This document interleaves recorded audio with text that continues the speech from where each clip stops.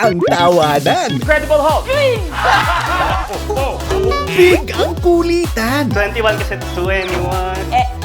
Dahil this Saturday, makikirambol ulit ang PBB hosts. Kung may tatanggalin ka sa inyong lima, sino yun? Melay!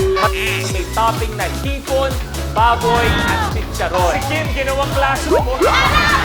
Mula sa vitamin A. Niacinamide? Yung iniinject placenta. Tiramisu.